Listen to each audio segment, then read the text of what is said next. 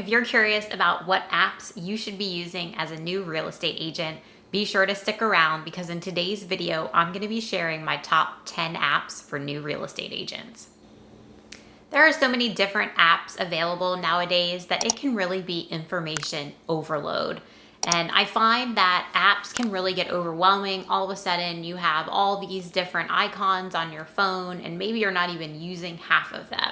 So I really went through my phone to determine what apps I would absolutely have to have if I were starting over in the real estate business. And let's start out with the first one, and that is DocuSign. Yes, it is super simple. It's just an electronic signing platform. There are certainly lots of options out there. I've used quite a few over the years. I've used .loop, I've used HelloSign.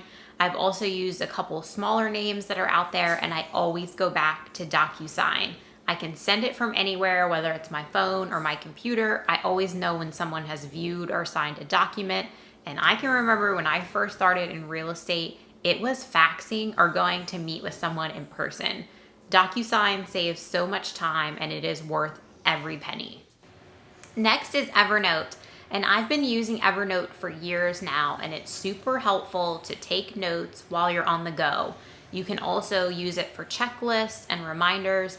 I use mine a lot when I'm out showing houses to be jotting down notes about client preferences. I also use it to give myself reminders, and I have a lot of checklists that are set up in Evernote so that I'm always on track with whatever I'm doing. It is a game changer in terms of being able to stay organized and do so whether you are at your computer or if you're out on the go. Number 3 is MagicPlan, and MagicPlan helps you create floor plans and measurements from either your phone or your tablet.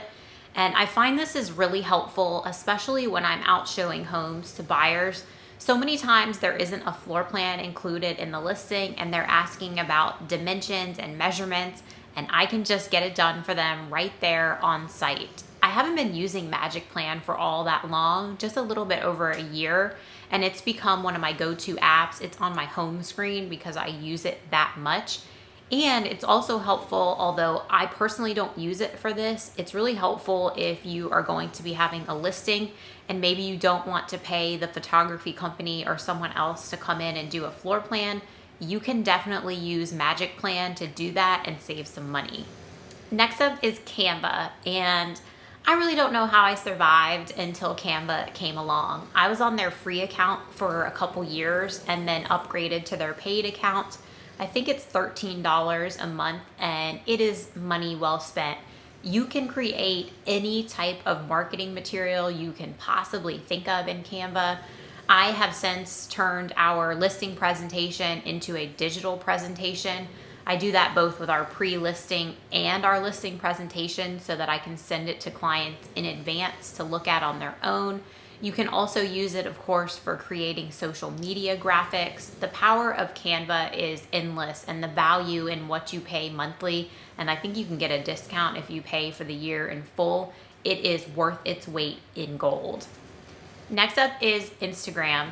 I can't live without Instagram. It is such a wonderful platform to generate business from, and you do not have to pay a dime in order to do so. So many of these social media platforms really are pay to play, and Instagram, that is just not the case. You can generate buyers, you can generate sellers, you can generate agents joining your team. There's so many directions that you can go with Instagram, and you can do your stories, you can have your highlights, your posts, your carousel posts. You can really give a personalized experience to the audience that you are working on targeting. Be sure to check out the video that I've done on how to optimize your Instagram profile so that you hit the ground running. Next is Captions, and all you have to do to use Captions is upload a video you've created. The captions will automatically appear, and then you can pick your color and your style. Really doesn't get any easier than that. I love this for being able to create reels. It's a big time saver because I do think it works a lot better than, say, posting a story and using Instagram's captions. They don't always work, and they don't give you that ability to change the style. The only downside with Captions is it does have a 3-minute cap. So if you have a video that's longer than that, it's not going to work very well. Number 7 is Google Workspace, and this is sort of a suite of apps. It's your Gmail, your Google Drive, your Google Docs, Google Sheets. So it's more than just one app, but it is a great way to have that cloud storage so you never risk losing anything. And it also makes it so easy to collaborate with others and also share with others. So a lot of times I'll be sharing a Google form with clients when I need to get their seller information or send them a buyer questionnaire. Or I also use it working with my virtual assistant and sharing different docs back and forth with her. Super convenient. I do pay for Google to have extra storage on the drive just because I want to know all of my documents are safe in case my computer decides to stop working at any point. Another one that is worth every penny. It's just a couple bucks a month and it saves me so much time and gives me peace of mind. The next one is Realtors Property Resource, also known as RPR.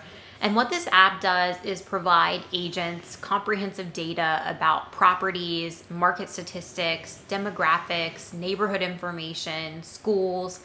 And what I love about RPR is it's perfect for when you're on the go. If you're in front of that client, you're showing a home, they see another for sale sign, and you need to be able to access information on the fly.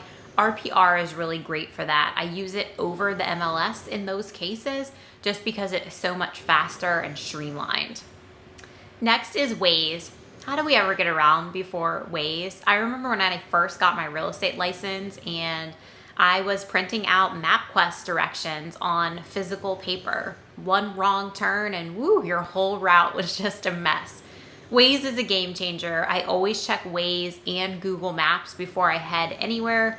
I do like Waze over Google Maps because it will give me a heads up if there's an accident, and it's always sort of working with me in the sense of whatever's happening with traffic, it will keep me on the route that will get me there the fastest. And in Northern Virginia with our traffic, that's priceless.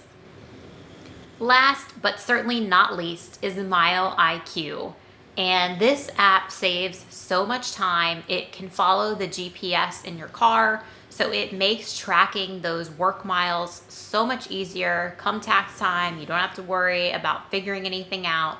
You never have to, at the end of the day of showing, input all the different addresses that you went to in a spreadsheet, which is what I used to do years ago. MileIQ is just a big time saver, and it's one less thing to worry about. It will easily track all of your business miles for you. I really don't think I could live without any of these apps. They are by far my favorites. And of course, I do have others, but I really wanted to keep it narrowed down of what I would consider my must-have, and all of these fall into that. With apps, it can just get so overwhelming, so I always try to look at it from a standpoint of, will this save me time and will it make my life easier? And all of these accomplish that. I hope even if it's just using one of these in your business, it saves you some time and gives you less headaches. If you got some value from today's video and would give me a like, a comment, or even a subscribe, I would greatly appreciate it. It truly means the world to me, and I thank you for your support. Until I see you on the next one, please take care.